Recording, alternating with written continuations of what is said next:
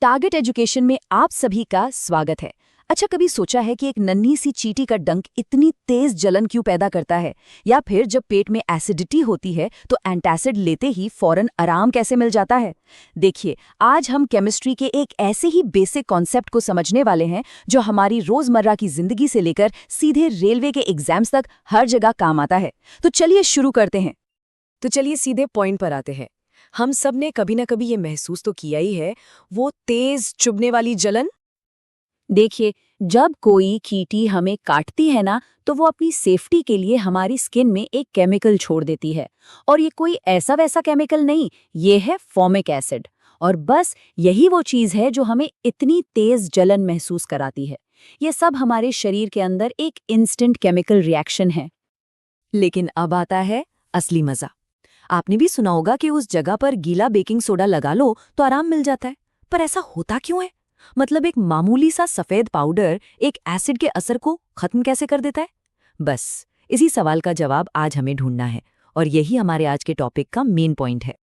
तो चींटी के डंक और बेकिंग सोडा की इस कहानी से अब हम आगे बढ़ते हैं और उस पावरफुल साइंटिफिक प्रिंसिपल को समझते हैं जिसकी वजह से ये सब मुमकिन हो पाता है।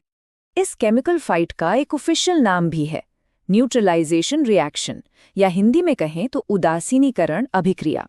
सीधी सी बात है, ये वो प्रोसेस है जिसमें एक एसिड और एक बेस आपस में रिएक्ट करके एक दूसरे के असर को खत्म कर देते हैं। ये केमिस्ट्री का एक परफेक्ट बैलेंसिंग एक्ट है। और ये रहा वो गोल्डन फॉर्मूला जो आपको हमेशा याद रखना है। Acid plus base gives salt and water, मतलब अम्ल और क्षार मिलकर लवण और पानी बनाते हैं।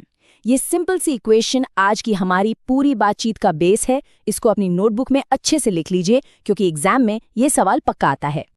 तो यहाँ आप देख सकते हैं दोनों प्लेयर्स आमने सामने हैं। एक तरफ है एसिड, जैसे पेट का एसिड या चींटी का डंक। ये पानी में H+ आयंस छोड़ते हैं, यही इनकी ताकत का राज है। और दूसरी तरफ है बेस, यानी क्षार, जैसे बेकिंग सोडा या एंटासिड। ये OH- आयंस छोड़ते हैं, और जब ये दोनों मिलते हैं तो एक दूसरे को बैलेंस कर देते हैं। अच्छा, अब एक बहुत बड़ी गलतफहमी दूर करते हैं। देखिए, न्यूट्रलाइजेशन शब्द सुनकर लगता है कि रिएक्शन के बाद सब कुछ न्यूट्रल हो जाएगा, मतलब pH 7। लेकिन ऐसा हमेशा नहीं होता। इसे एक रस्साकशी के खेल की तरह समझिए। अगर एक तरफ एक मजबूत एसिड है और दूसरी तरफ एक कमजोर बेस, तो जीतेगा कौन? जाहिर है एसिड। तो नतीजा थोड़ा एसिडिक होगा। और ठीक इसका उल्टा भी होता है। ये एक बहुत जरूरी बात है और एग्जामिनर्स को ये पॉइंट पूछना बहुत पसंद है। चलिए, अब जब हम थ्योरी समझ चुके हैं तो देखते हैं कि ये न्यूट्रलाइजेशन हमारी दुनिया में, हमारी रोज की जिंदगी में कहाँ-कहाँ हो रहा है। यकीन मानिए, आप जानकर हैरान रह जाएंगे।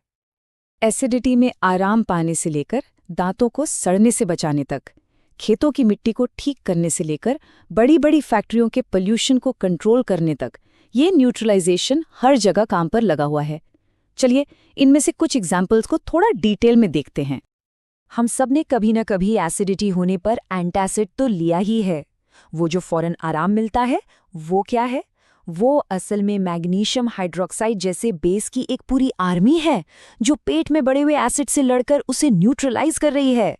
ये एक लाइव न्यूट्रलाइजेशन रिएक्शन है जो आपके पेट के अंदर चल रहा है।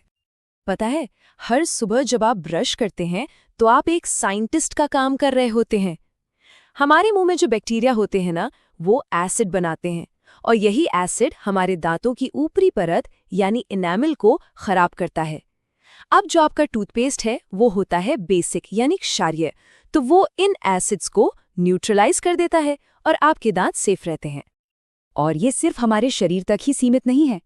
किसान भी अच्छी फसल उगाने के लिए इसी प्रिंसिपल का इस्तेमाल करते हैं।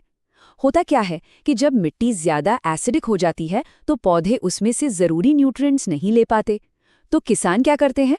वो मिट्टी में चूना यानी कैल्शियम ऑक्साइड जैसा बेस मिलाते हैं, ताकि मिट्टी का pH बैलेंस हो जाए और फसल अच्छी हो। सोचिए, ये है न्यूट्रलाइजेशन एक बहुत बड़े स्केल पर। तो अब आते हैं सबसे जरूरी हिस्से पर। ये सारी जानकारी रेलवे के एग्जाम में मार्क्स में कैसे बदलेगी? देखिए, एक बहुत अनुभवी टीचर ने कहा है, और बिल्कुल सही कहा है, कि हम तुमको साफ साफ बता दिए हम दो ही चीज पढ़ाते हैं, NCERT, इसके अलावा हम कुछ नहीं पढ़ाते हैं। इसका मतलब साफ है, कामयाबी का राज एनसीईआरटी के बेसिक कॉन्सेप्ट्स को मजबूत करने में है। और न्यूट्रलाइजेशन जैसा कॉन्सेप्ट इन किताबों का बिल्कुल कोर हिस्सा है। यही वो बिल्डिंग ब्लॉक्स हैं जिनसे आपकी कामयाबी की इमारत खड़ी होगी। तो मान लीजिए एग्जाम में आपके सामने ये सवाल आता है, जब हम एंटासिड से अपच का इलाज करते हैं तो कौन सी रासायनिक प्रतिक्रिया होती है? अब सोचिए, आप एग्जाम हॉल में बैठे हैं, क्या जवाब देंगे इसका? घबराना बिल्कुल नहीं है। इसे 3 सिंपल स्टेप्स में सॉल्व करना है। स्टेप 1, रिएक्टेंट्स पहचानिए, कौन कौन रिएक्ट कर रहा है। पेट का एसिड और एंटासिड, जो कि एक बेस है। स्टेप 2, प्रोडक्ट्स याद कीजिए, एसिड और बेस मिलकर क्या बनाते हैं? हमेशा सॉल्ट और वाटर।